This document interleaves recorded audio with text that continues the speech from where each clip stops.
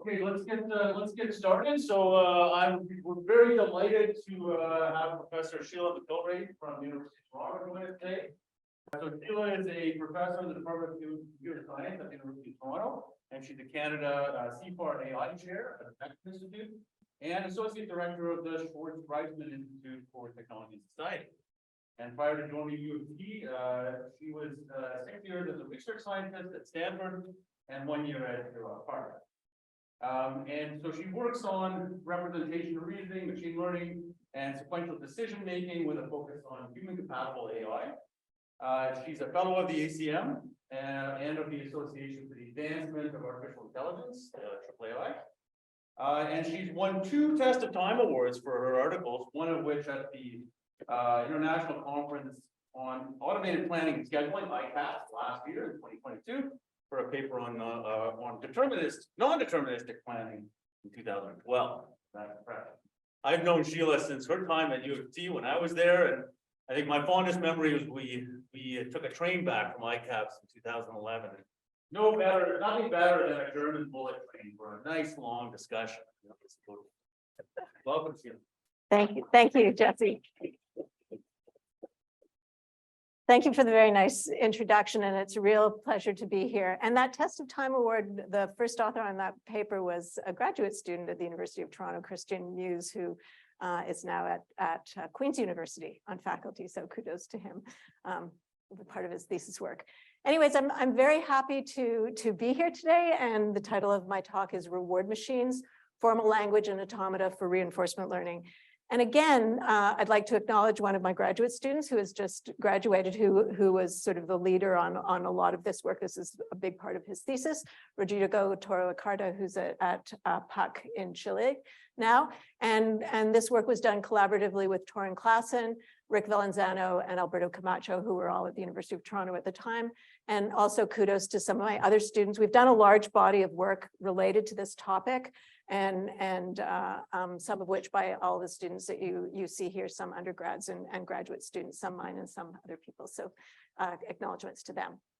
So I want to start by talking about language. And of course, with ChatGPT, language is on all of our minds, but what I'm just going to read this to you. Humans have evolved languages over thousands of years to provide useful abstractions for understanding and interacting with each other and with the physical world. The claim advanced by some is that language influences what we think, what we perceive, how we focus our attention, and what we remember. We use language to capture our understanding of the world around us, to communicate high-level goals, intentions, and objectives, and to support coordination with others. In computer science and in the study of AI, we use knowledge representation languages and programming languages to capture our understanding of the world and to communicate unambiguously with computers. Importantly, language can provide us with useful and purposeful abstractions that can help us to generalize and transfer knowledge to the situations. So one of the questions that sort of motivates the work that I'm going to talk about today is can exploiting the alphabet and structure of language and also the semantics of language help agents learn and reason? So just to sort of frame this in something that we can all sort of get our heads around, I want you to imagine a world which perhaps is in the not too distant future where you buy a robot for your home. And of course, just like anyone that you might hire to work in your home, even if that robot is already pre-programmed with a set of tasks that it knows how to perform, you're going to want to tell it how you like stuff done in your house. You want to be able to advise and instruct it, tell it when you need to do things and how to specialize things in some sort of ways or certain things. So the question is, how do we advise, instruct, task, and impart knowledge to our AI? And how does an AI utilize this knowledge to learn and act? So this sort of falls under what I want to talk about today is the general problem of sequential decision-making or planning. And how does an agent typically decide how to act? Well, people in AI or in control theory typically do this in the following manner. They have some model, they have some sense of the environment, the state, the agent actions, the effects of actions, and the objective of the agent. And those are typically, when we understand those models, those are typically modeled in some sort of a formal language, depending upon your what community you come from. You might build a Markov decision process and write a utility function. If you're in sequential planning or from the ICAPS community, you might write a PDDL specification and a goal specification. Or if you're in formal methods, you might do reactive synthesis. You might write some sort of a logical specification in linear temporal logic or some sort of other formal language and try to synthesize. But the setting that I'm interested in talking about today is reinforcement learning. And of course, reinforcement learning, probably many of you know it, but just so we're all on the same page, basically, the notion is that you don't know the model of the environment, and all you know, you have an agent, and that agent has a certain set of actions that it can perform, but it doesn't know the effect of those actions in the world. So what an agent is going to do is that an agent is going to perform an action, and then the environment, either a simulated environment or the real world, is going to return what the state of the world is and some sort of a reward that it gets. And over time, that agent is going to, through trial and error, act over and over and over again, trying to maximize its expected cumulative reward. And if you close your eyes and just think about walking around in this room and trying to find the door, you can imagine that it's going to take thousands and thousands of iterations to do this. So it's not, if you have a model, you should use it. That's how we build safety critical systems, that, we have a lot of knowledge to bring to bear. But this paradigm is very effective for many complex systems that sort of defy modeling in the way that we would typically do for types of systems that we understand. And I sometimes joke, I think it's easier to build a NASA space system that goes to Mars than it is to figure out how to navigate down the street. One is, we understand the physics of space flight, but navigating in a complex environment where we can't anticipate or predict what's going to happen is much more complicated. And that's where these types of systems really have their currency. So what we want to do, back to the setting, we don't know the environment behavior, and we don't know the effects of our actions, but we know the state. Maybe it's fully observable, maybe it's partially observable, or we can observe it from the environment. We know the agent knows actions that it can perform, but it doesn't know the effects. And we have some objective of the agent. And what we want to do is construct a policy, pi, that maps the state either into one action to perform or into a distribution of actions that we want to be able to execute. That's what the policy is. And we're interested in generating policy that in the classical case, that maximizes our expected cumulative reward. What I want to talk about today, back to my robot example, is how we actually specify the objective of the agent. So the problem with reinforcement learning is that the way that reinforcement learning works is by giving a reward to the agent. And that reward is specified as just a mapping from state to some sort of scalar or a state action successor state triple into some sort of a real number. That's a very impoverished representation. If I want to tell my robot to make me a cappuccino with, hold the, I don't know, whatever, grande, straight, short, blah, blah, blah, blah. Yeah, so not very expressive. And actually, usually what happens when people build these systems is some poor graduate student has to program this thing. And it's very, very hard to go from what we actually want to have happen in the world to this very impoverished function. And so there's two challenges to reinforcement learning are reward specification, as I alluded to. It's really hard to define reward functions for complex tasks, and also sample efficiency. Reinforcement learning agents might require billions of interactions with the environment to learn a good policy because they're doing that close your eyes, trial and error without any guidance.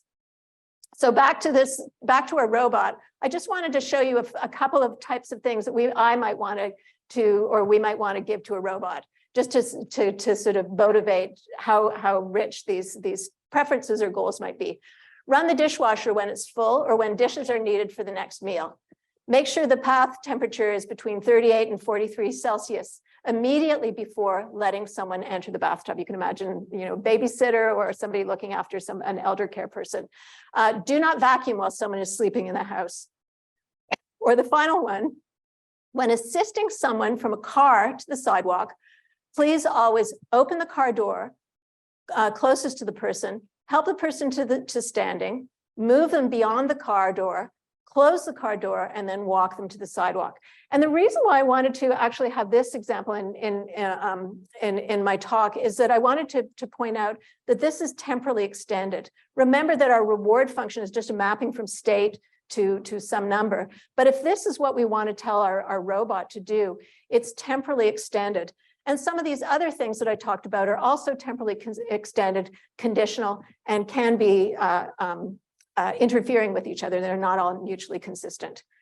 So how do we communicate this to our reinforcement learning agent? And not surprisingly, from the title of this talk, it's language, or in this particular case, I want to advocate for formal language. So the alphabet, compositional syntax, and semantics of formal language can help reinforcement learning agents learn what to remember and reason. And that's what I hope I'm going to show you. So what I want to talk about just very briefly is linear temporal logic, which is one formal language. Some of you who do verification may know about this language. It's compelling propositional modal logic to express temporal properties of traces. So imagine, you've got a trace, you've got states and actions that transition you from state. And what you want to do is talk about properties. Eventually I want to be in Toronto. Always make sure my phone is on silent. So in every state, I want to express that my phone is on silent. We want to be able to express properties of our trace using linear temporal logic. It's often used to verify property of safety critical systems or as a specification for synthesis of programs. And it has a very simple, it's a propositional logic, so it has typical logical connectives. And then it also has these modalities that I find very compelling and very, and very English-like. Next, until, eventually, always, release. Some are represented in terms of the others. But it allows you to express some of the types of properties that I showed in English on my previous slides. Two important properties to remember are that the linear temporal logic can be interpreted over finite traces or over infinite traces. And importantly, it can be transformed into automata, either finite state automata or Buchi automata, depending upon whether it's infinite or finite. So I want you to remember this. And here's just a really simple example. Do not vacuum while someone is sleeping. I wrote always, and not vacuum and sleeping, where you can imagine vacuum and sleeping being propositions that are either true or false in the world. And that's the notation in the syntax that I showed before. So we've done a lot of work on planning with linear temporal logic, planning with automata, using systems where we actually have models. And I put these in the slides, and now I'm going to click past them because I'm not going to talk about them today. But if I give the slides, you can look at them if you're interested in that. We've done a lot of stuff where we have the models, and I'm a big advocate. If you have the model, use the model. But what I want to talk about today is reinforcement learning. And how are we going to communicate this to our RL agent? Remember that RS maps into R is what we're working with. So, and the answer is automata. And in particular, what I want to talk about is that there's this beautiful, of course, this is Noam Chomsky here, who's famous or infamous, depending upon your perspective. But of course, Chomsky defined this Chomsky hierarchy of languages that are more and more expressive, all the way up to sort of an unrestricted language that corresponds to a Turing machine. But each level that is more and more expressive, of course, has an automaton correspondence associated with it. And we're going to leverage this in our relation. And in particular, the set of regular languages, which finite linear temporal logic, many of the variants of linear temporal logic can be represented as finite state automata, as can regular expressions, typical like simple programming languages. Those are all right here at the bottom. And so what I want to talk about today is the notion of a reward machine, which is going to be an automata-like structure where we're going to use to represent our reward functions. So this is an outline of the rest of the talk. And here we go. So I'm going to explain this with a running example. This is a really simple old example that Ron Parr, I think, had in 1990 something or other. But it's a simple patrolling task where we have, this is a simple grid world environment with 4 locations, A, B, C, and D. It's an office environment. So we have importantly, two coffee stations, a mailroom, and an office. And these little stars are furniture or something that you don't want to run into. And this is the explanation of it here. And the task that I want my agent to perform is just a simple task of patrolling. It goes from A to B to C to D. When it's finished that, it gets a reward of 1. But it has to follow that pathway. Or otherwise it goes, It has to eventually go A and then B and then C and then D. So I can write Python code, or I can write some code, and this is what graduate students typically do. They write code to describe that reward function, and they use a counter. They use extra variables to keep track of things, and they do reinforcement learning.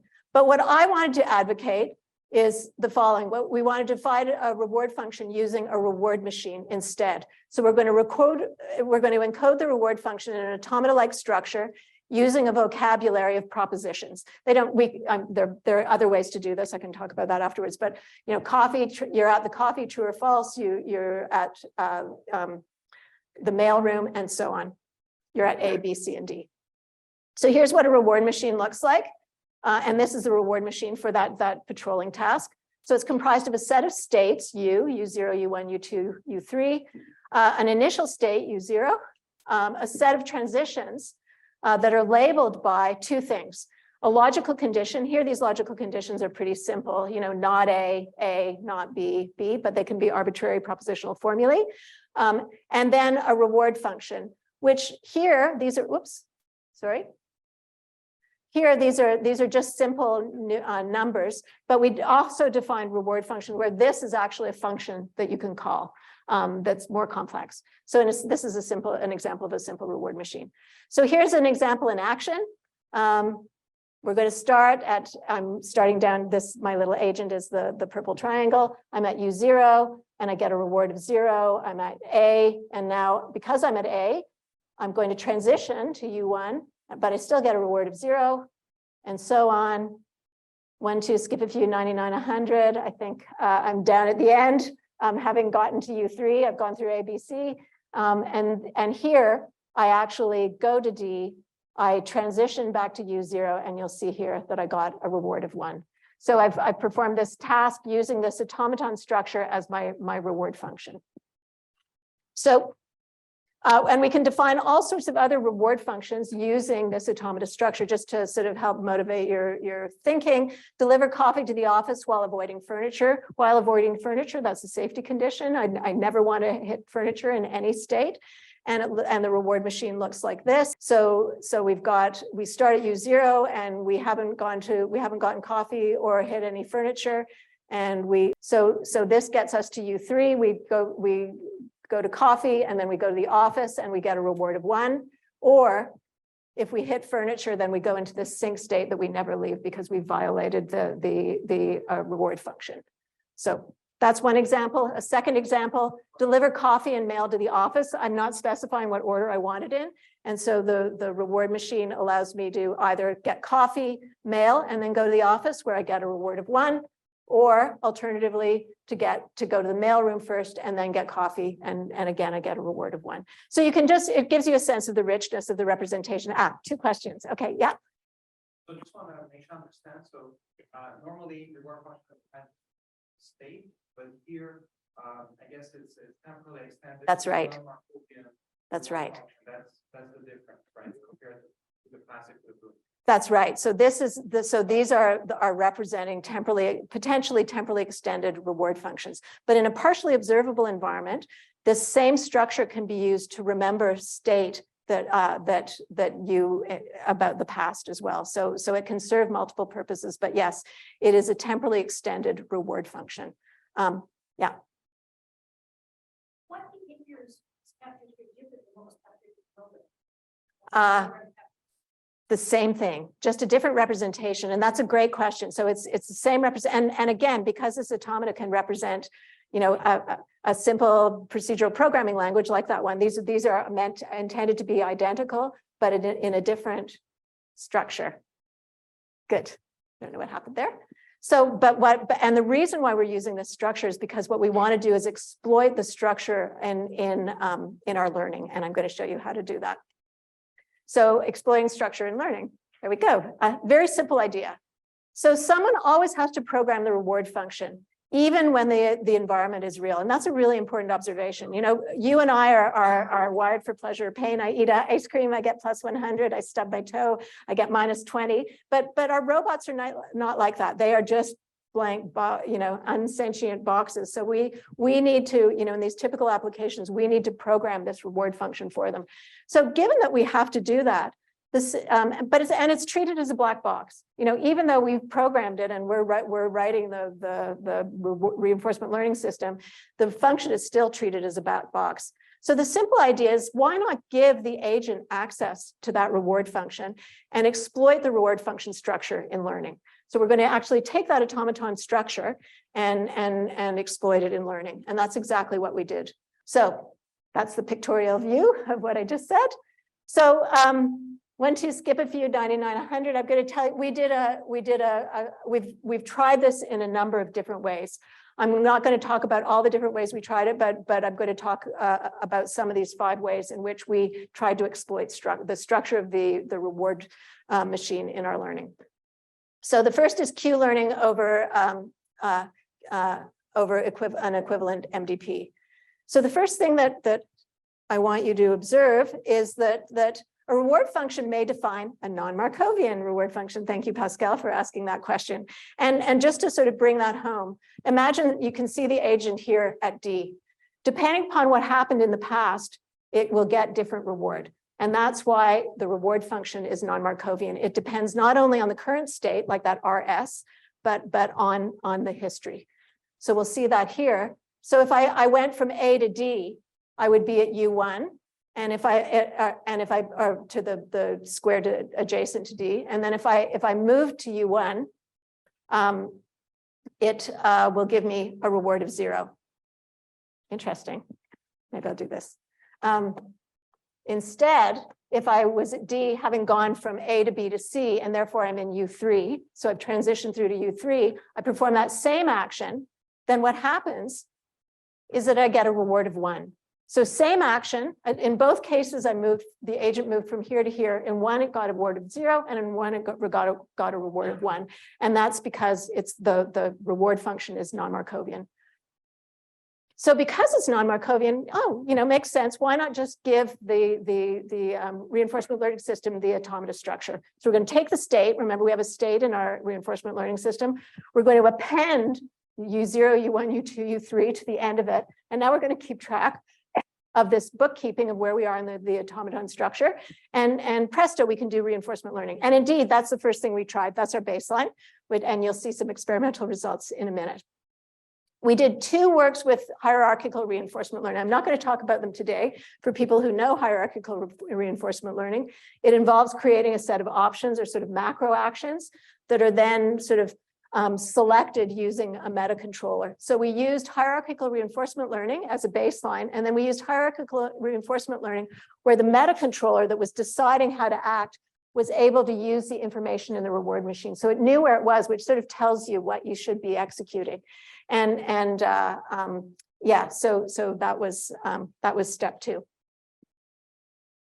So and then the third and then that was 3. So then 4 is the algorithm that I'm going to focus on, which is Q learning for reward machines, QRM.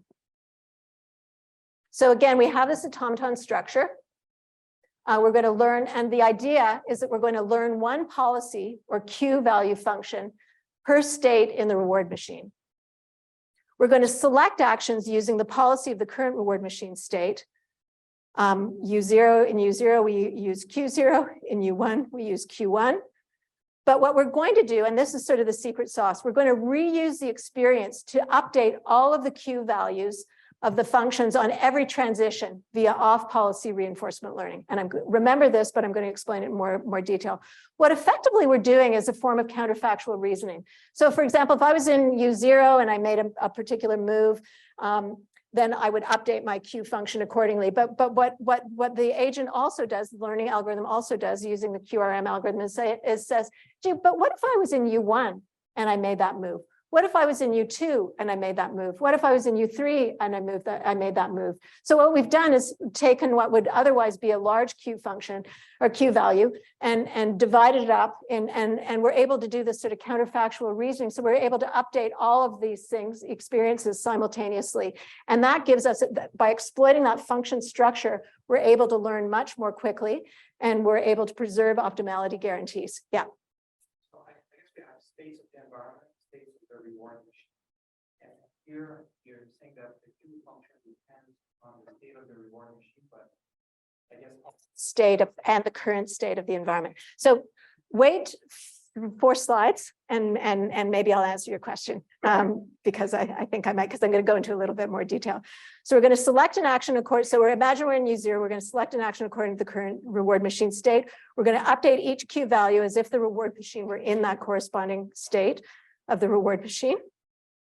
So if we're there in U0, we're going to actually update the Q function, which Pascal will know is going to be just a simple update. We got a reward of 0 plus discounted future return in Q0 because we stayed in Q0. Similarly, in U1, we update Q1. And when we made that move, we stay in U1. So the future return is with respect to Q1. Similarly, in U3, similarly in U2, and then in U3, it's a little bit different because in U3, when we move to D, we actually transition back to U0.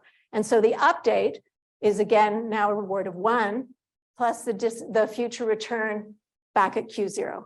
So we're updating, we're doing these, we're learning these Q value functions corresponding using the structure of the reward machine. Yeah.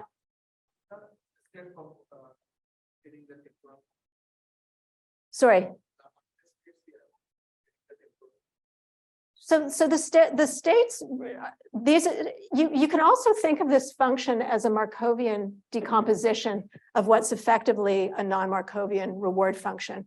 So at each state, you know, we're back to Q learning where the reward is a mapping from state to here a scalar. Again, it could be an arbitrary function.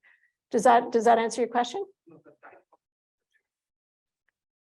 Yeah, so the linear temporal logic that we saw at the beginning that can be automatically compiled into an automaton structure. There is a correspondence, a known correspondence between linear temporal logic and automata that allows linear temporal logic to be translated into a corresponding finite state or Buchi automaton or non-deterministic automaton, depending upon what you want, alternating automatons, depending upon what you want. So the two are equivalent. They're just different representations of the same thing. And of course, you know, there are limits to the expressive power for a DFA or an NFA or something like that. Yeah.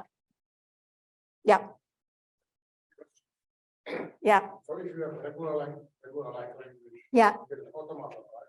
Yeah. What is the temporal language not expressive? Right. So Yeah. so that's where Chomsky hierarchy comes in. You know, what we're doing with the reward machines now that we're using DFA structures. We've actually done work with linear temporal logic as well, which I can actually talk about. We can talk about it offline, where we're using progression. I mean, and which is an interesting alternative. Generally, more about language, finite automata is going to do. Yeah, that's right. As you move up the Chomsky hierarchy, there is a corresponding automaton. Like so, if we go to a context-free language, well, then we need a push-down automaton because we need memory, and so on and so forth. Yeah, yeah. That's the decomposition still work. Can you always decompose from the non-Markovian function? Yeah, so certainly like for all of linear temporal logic, certainly. And then, I mean, I think the algorithm would have to change to understand how to, for example, with a push-down automaton, to understand how to use that external memory, that extra memory, in an appropriate way that is sound with respect to the algorithm. Yeah, that's a good question. Yeah, we could talk about it more. Actually, it's a fun thing to talk about. Yeah. Okay, so then the last algorithm that we worked on was something called reward shaping. And I'm not going to talk about it in detail for those of you, but just, you know, the high level view is that often when we're doing reinforcement learning, we have very sparse rewards. We don't get rewards at every turn. You know, I'm only going to get a reward A, B, C, D. I'm walking all around that office. I'm only going to get a reward when I've gone from A to B to C to D. Luck, you know, as luck would have it, and then gotten a reward of 1. So what people often do in reinforcement learning is to do something called reward shaping. And the easiest way to think about it is that if you have it's like Hansel and Gretel. You get a cookie when you get to the end of the road, but what you're going to do is break up the cookie and scatter it scattered around to leave a path, or to give you some incentive or disincentive at some of these intermediate states. And there's a way to do reward shaping using something called a potential function that allows you to transform the reward function so that you preserve the optimal solution. So that if you learn with this shaped reward function, you are guaranteed to still find the optimal solution. And that was work that Andrew Ng and others did, decades ago, but very nice work. So we did a version of reward shaping for reward machines where we actually did value iteration over the reward machine structure in order to find the potential function mapping of those. And I'm not going to talk anymore about that, but if people are interested, I'll talk more later. So the nice thing about this work, in contrast particularly to people who might know hierarchical reinforcement learning, is that QRM and QRM with reward shaping preserve optimality guarantees of Q learning and reward shaping, i.e. both Q learning and reward shaping guarantee that if you have enough samples, you will eventually converge to the optimal solution.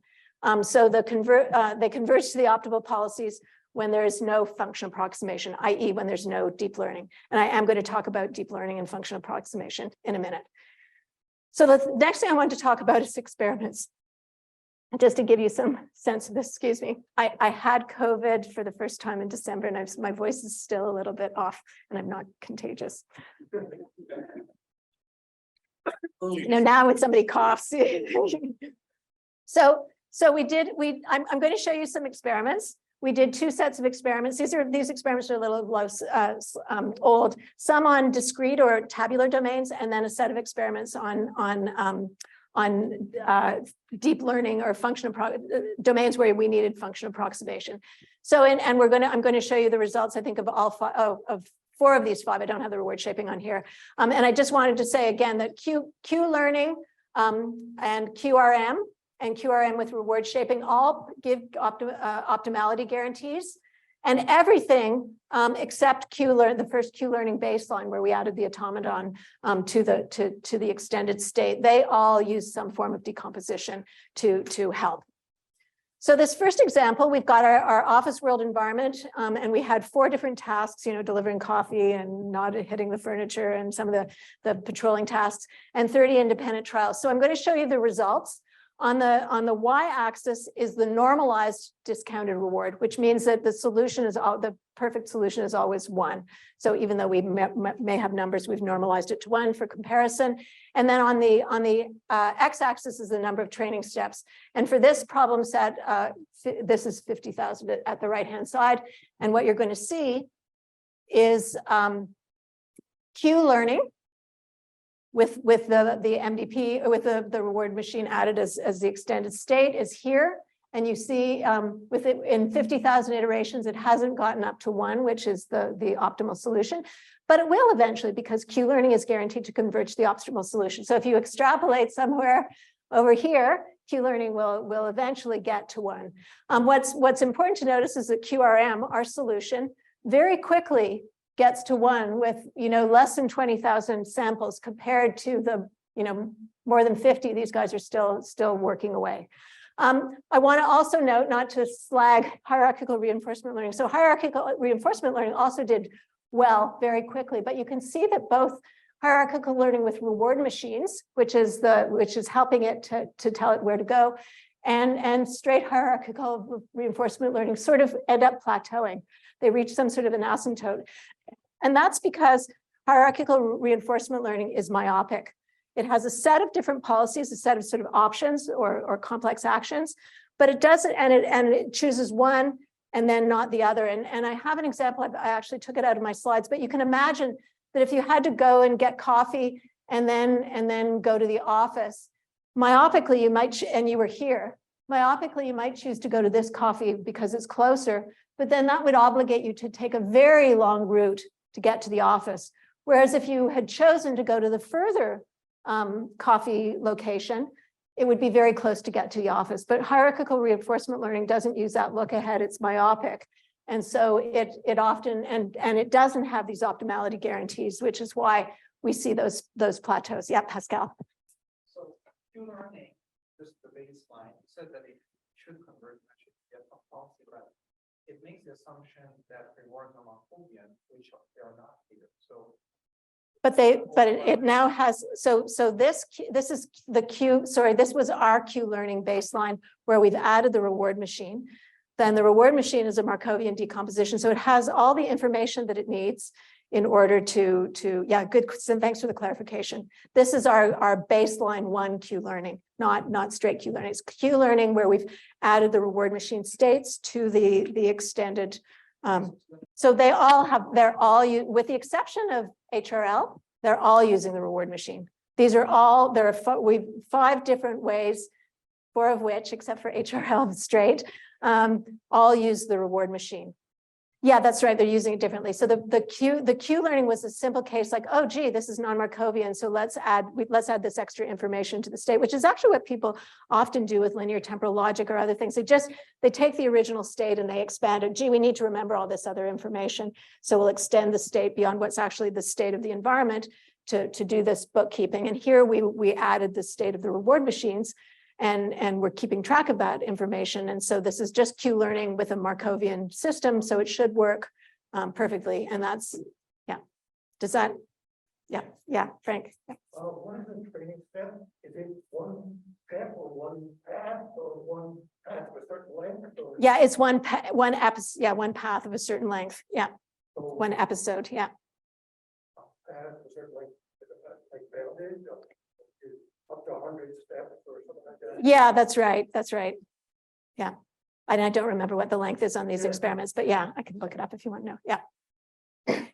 So second set of experiments on a Minecraft-like craft world domain. This is the domain that we did this work in 2018 originally. Jacob Andreas had a really nice paper in 2017 in this environment. So again, same X and Y axis. You'll notice here now on the right-hand side that we have 10 to the 6th training steps. And again, 10 tasks over 10 random maps, 3 independent trials per combination. And what we see here is that QRM very quickly reaches the optimal, the normal, with small number of samples. And at the other extreme, Q learning with the reward machine added to the state is still flatlining. And again, this is guaranteed to converge to the optimal solution. So it just speaks to how hard these problems actually are. They are, they look like simple problems, but again, you just need to close your eyes and imagine walking around in the world to think about how hard the task is fundamentally, and that this is taking so long to converge to optimal.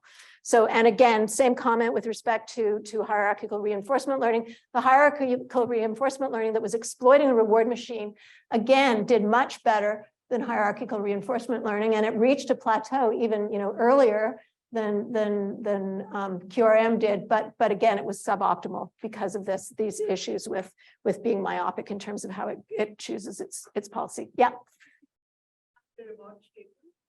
No, this does not show the reward shaping. Yeah, I've got some other graphs that I can show you for that, but I didn't put them in the slides. So function approximation. So these were all tabular domains, and now what we want to do is look at we looked at one very simple. What I'm going to show you is one very simple domain where we use function approximation. And as soon as we use function approximation, we lose all of our optimality guarantees, but we still have the decomposition that is resident in our function structure. And so this is something called the water world. It's like billiards, basically. So the agent is that little white ball. And there are a bunch of other balls moving around, bouncing. And the types of tasks that we had was, never hit a yellow ball, hit 2 purple balls, and then hit a blue ball. So in this space where things are bouncing around in water, but according to some physics. And of course, there's a simulator for it. And so here again, because it's a deep learning environment and a continuous learning environment, we couldn't use Q learning. We used what was at the time the state-of-the-art deep learning algorithms for this. So double DQN, deep hierarchical reinforcement learning, and a version of QRM where we were using deep learning. And again, what you'll see is that QRM, which is our approach that I described, is doing very well. This is double DQN. Again, and the hierarchical reinforcement learning somewhere in the middle. So I guess the basic message is that exploiting structure really does help. And I would argue to the first point, that it's really important to be able to specify these complex reward functions. I think that they really are what we want to be able to do, and we need to have a language in which to do them, just like we need a programming language for computers. So hopefully I've convinced you that there's some value to creating reward machines. And just I want to talk for a minute very quickly about how we actually would go about creating them. So maybe in this room, people can imagine writing reward machines. But writing an automaton structure directly, and it is, if you're well versed in that, you could do that. But what I want to point out again, returning to this Chomsky hierarchy that I showed before, and in answer to the question that I was asked before, that all these type 3 languages can be translated into finite state automata. And indeed, people in very informal methods actually have translators for a lot of these things. It's a known process to translate these things into finite state automata. So you can actually, and we've done this in some of our other work, you could use linear temporal logic and a procedural programming language and a whole bunch of different things and combine them together and represent an automaton that way, or pull together things from different places and represent them as automaton. One size doesn't always fit all when we think about trying to specify what we want to be able to specify. And so the idea is that you can use a reward machine as sort of a lingua franca to provide a normal form representation for the reward function that supports reward function tailored learning. So the idea is you could take any sort of language, use some of the compilers, and we've got some too, but they're off-the-shelf compilers to represent something as a DFA, and then translate that into a reward machine which has the decorations on it. And then you could use our algorithm, QRM, that exploits that structure, reward shaping, or some sort of other algorithms that other people develop that can exploit that structure in some way. And you don't have to write one algorithm that exploits the structure of Python, and one algorithm that exploits the structure of LTL, and one algorithm that exploits the structure of whatever your favorite specification language is. That the automaton is like a normal form structure that you can use. So that's one way to do it. The other way to do it, and that one of my other students, Leon Ilanes, did work on this. We can actually, if we imagine, we can actually generate reward machines using symbolic planning, using types of ICAPS planning. Where we have a high-level model to describe the abstract actions. We use symbolic planning to generate a solution, do this, then do this, then do this. We deorder it into a partial order plan, and we can represent that as a reward machine. And then we can use low-level reinforcement learning to use the low-level tasks. And just to sort of bring home why that might work, you can imagine a robot, telling me to pick up whatever this is called, pick up water bottle. And I understand how to pick it up, but what a robot needs to know is how much pressure to put on each finger of the end effector to pick it up. That's what you want the reinforcement learning system to do. But you may as well use a high-level planning algorithm to figure out, pick it up, and walk back and take a drink or whatever it is that you want to do, or put it in, take it to the kitchen or fill it up again. Those high-level abstract actions can be done by a planning algorithm. So that's the second way that you can construct a reward machine using a symbolic planner. And then the last thing I want to talk about is actually learning reward machines. Learning reward machines for partially observable reinforcement learning. And I'm going to motivate this in terms of a very simple task. Here's a room with our little triangle robot, and these are hallways, and there are 4 rooms: the blue room, the yellow room, and the red room or pink room. And the task that the agent learns how to do is tasked with is that it wants to maximize its cookie consumption, a very good thing to want to do. So, and the way that this system works is that the robot has to go to the yellow room and press that button. And when it presses the button, a cookie appears in either the blue room or the red room, and it doesn't know which one it is. But the problem with this example is that it's partially observable. The agent can only see what it sees in the environment that it's in. And so when the agent is here, it doesn't know whether it should go up, whether it should go left, or whether it should go right. And that depends on remembering, like, gee, did I press that button? And after I press the button, did I eat a cookie? Did I go to the red room? Did I go to the right room? Like there's something that it has to remember that informs what action it takes. And so the idea is to learn what it needs to remember, learn a reward machine structure to learn what it needs to remember in order to execute that task. And that's exactly what it did. So the big idea is to use the reward machine as memory. And this is the reward machine. Actually, I was looking at it, I think there's a small error in what I copied, but this reward machine, I would argue, is, I mean, for us at least, is quite interpretable. Or you can transform it into a representation that I think is quite interpretable in a systematic way. But it's more a human interpretable concept of what the agent is trying to do. And this reward machine is now serving as memory in a partially observable environment in order to remember how to act in a particular setting, because this is serving as the memory. And we learn these, you know, we're not doing just reinforcement learning, or doing neural networks. This was actually learned using taboo search and discrete optimization techniques. And again, we got great results. So again, this was 2019, so we did this a while ago. But that very simple problem in 2019 and still was a hard problem for even the best deep reinforcement learning systems because of this need to remember things about the past. And as you make the hallways longer and various other things, it gets harder and harder. So again, these are our two learning reward machines. So you learn a reward machine and learn a policy. LRM with QRM, and then LRM where we just use deep learning with it. And then these other techniques were much slower, and they're really flatlining. Again, this is 10 to the 6 training steps.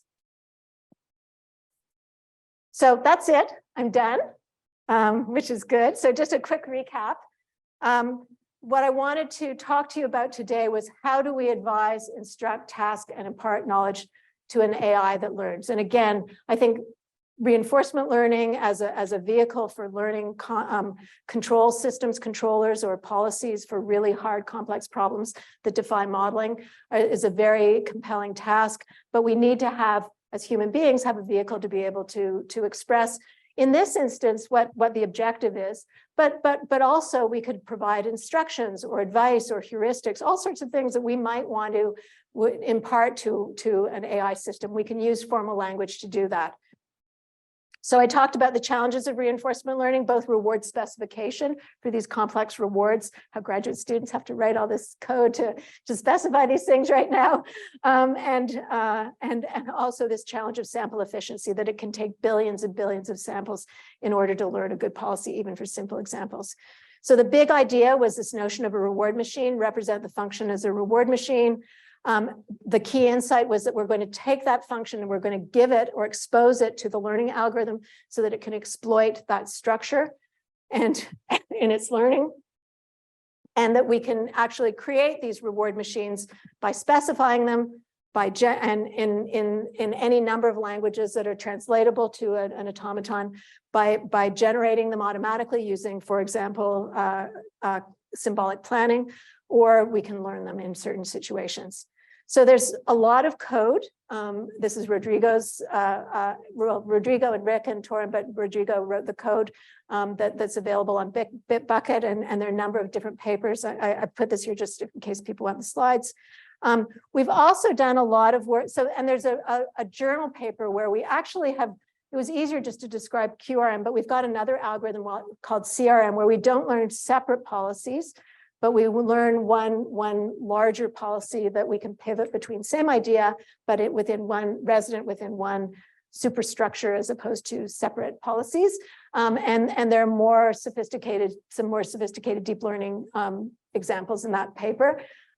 We've also done a lot of work with linear temporal logic natively that I can talk to people about. There's some, ongoing in my mind, some trade-off between automata and using linear temporal logic, but some very nice work where we're actually generalizing to 10 to 39 tasks, which is really exciting for generalization.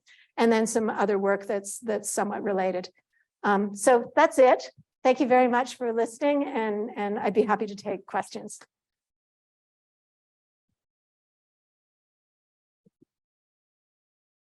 We're gonna try and turn on the room mic, which we can on for the online people, so maybe we can just, it didn't go on, okay. So hopefully online people can hear.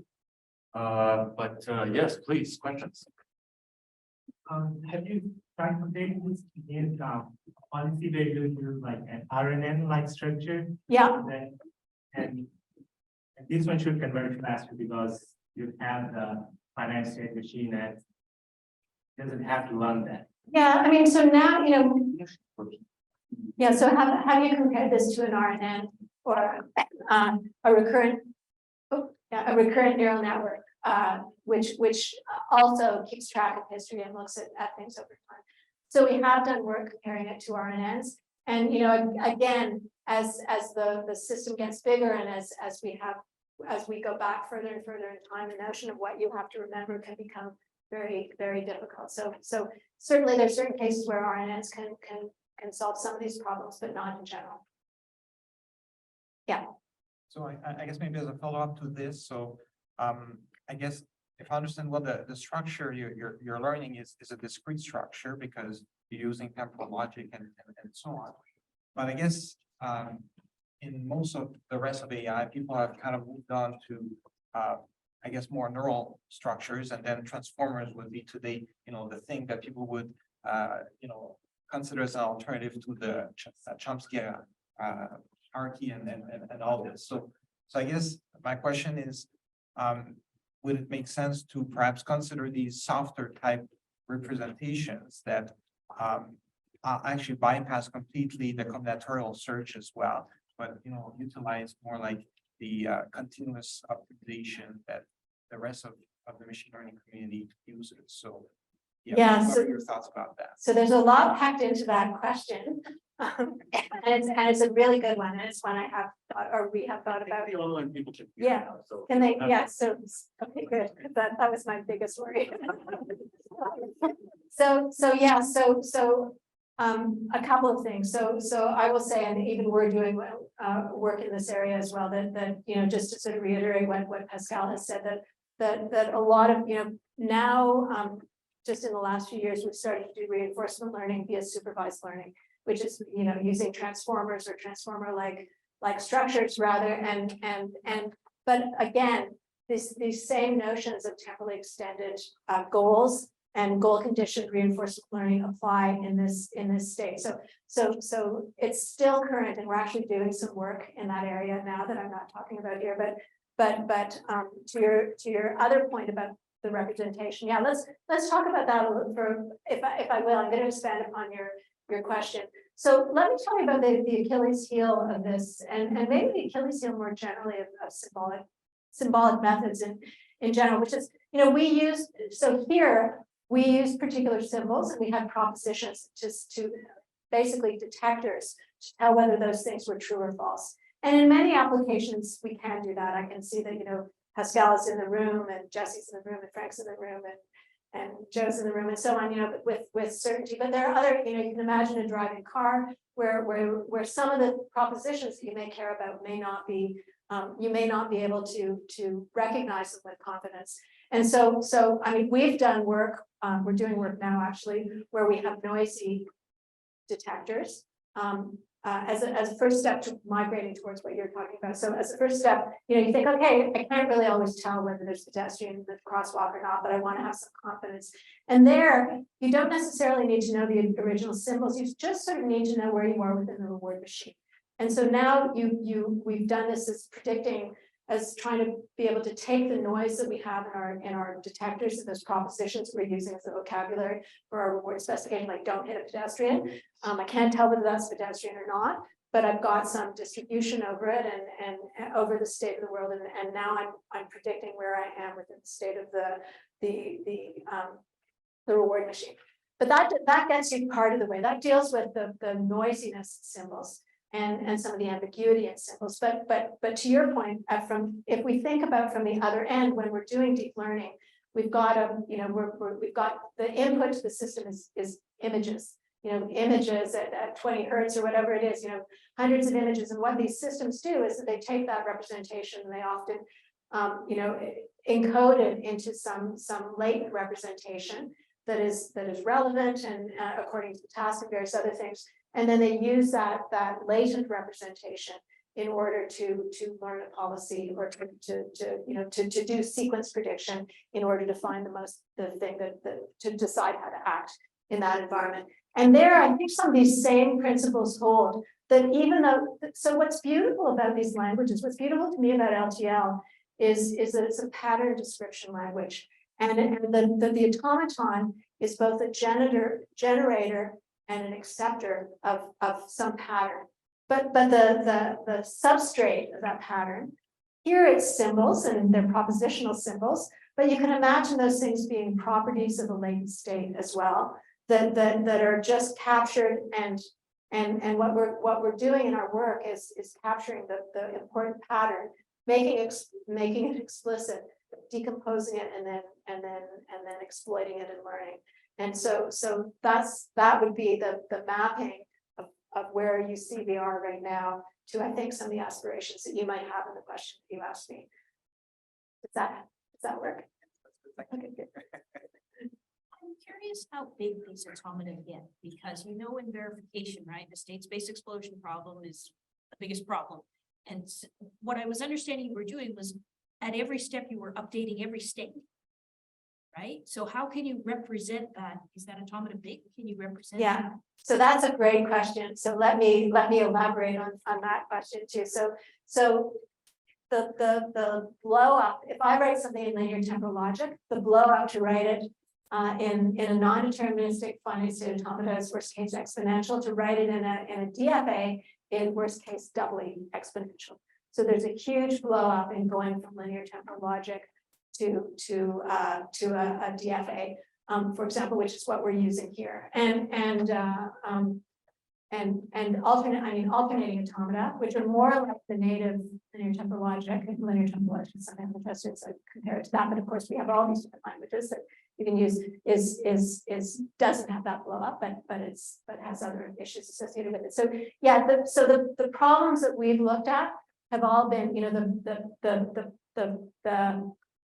the representation of the automaton is not the thing that kills us, because the state is just, these problems are so huge and the state is so huge. Now but it is a really good question. And what I'll say is that in work that we've done, where we've done planning, we've done a lot. So before we started to do work in reinforcement learning, we did for many years a lot of work where we representing temporally extended goals and preferences for symbolic planning. And there we did a lot, we worried a lot about precisely that issue. And so one of the things we did was we used non-deterministic finite state automata, which have only a single blow up rather than a double blow up. And we also decompose them. So just to sort of digress to explain that point for a minute, what's really interesting, if you think about, I want to plan a path to get somewhere. And normally you use heuristic search. So, you've got some function and you evaluate each of your successors to figure out how far it is to get from where you are to your goal state. When you have a temporal logic formula that basically puts constraints on the whole trajectory, what are you measuring the distance from and to? And so, but if you represent it as an automaton, then you can make the accepting state of the automaton the final state goal. And now you're measuring your distance, your heuristic is measuring your distance through that space. And so what we did when we were doing symbolic planning with these automaton is that we would break apart the structures into multiple automata, and then the goal state would be a conjunction of the accepting conditions of a whole bunch of automata, because you can really actually decompose them and make them much smaller by exploiting what is natural structure in those things. So that helped a lot, but it is, it is an issue, and it hasn't bitten us yet, but it's something to be aware of. So thanks for the question. Yeah. Can you comment on this more, this reward machine's composition that have multiple LTL properties that I want to go through? I can take a conjunction of one automata, have multiple automata, and have like two learning spread over them. Yeah, so that's a good question. Thank you. So what, I mean, if let's say I had all those LTL formulae that I had, I could make a conjunction, have one LTL formula and then have one automaton that function it all. Or I could, you know, what we used to do with preferences is that we would weigh each one. Maybe something's really important and something else is less important. And the objective that you're trying to optimize for, maybe some weighted combination of, you know, not putting somebody in the bathtub when it's really too hot is really, really important. But, you know, whether I don't know, you vacuum and somebody's sleeping, maybe not quite so important to optimize for it in the bigger scheme of things. So they could reside as separate automata, or they could reside as one large automata, and you could combine them using a cross-product operation or something else. I mean, to the discussion, the question that Nancy asked, I think that you know, we've only done it. The work that we've done has always just been with one automaton, but we've done other work with discrete plane where we've used multiple automata, and it's something to think about. And it's something to think about if you think about wanting to.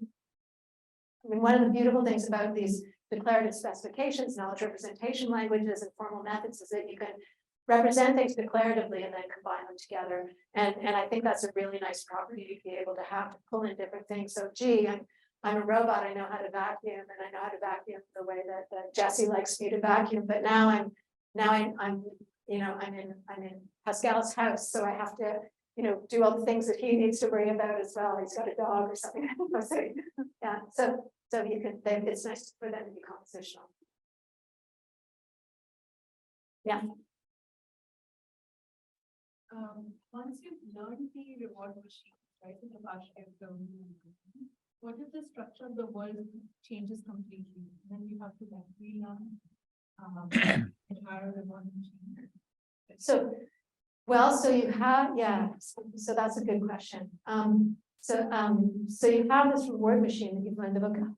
If the vocabulary is the same, but the environment is different, then I guess I guess I'm just thinking out loud. If the task is the same, then the reward machine should still work. It's not contingent upon, unless there's something that's contingent upon the environment that could force you to remember something in your vocabulary differently because it's reflective of some difference in the environment.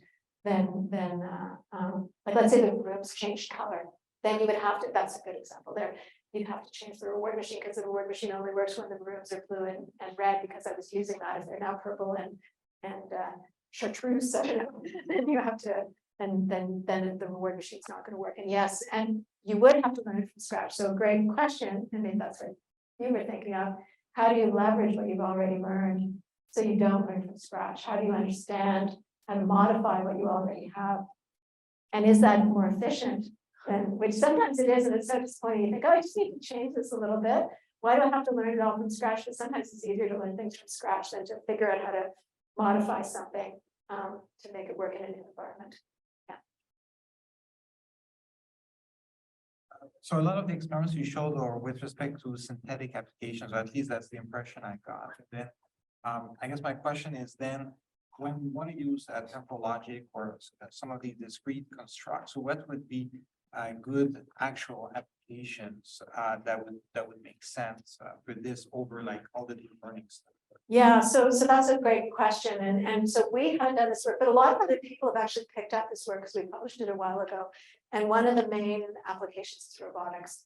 So where you can imagine that you want your robot to pick up something and move it somewhere else. So you've got this notion of these high-level symbols that you want to provide instructions or that inform the rewards that you're giving your agent.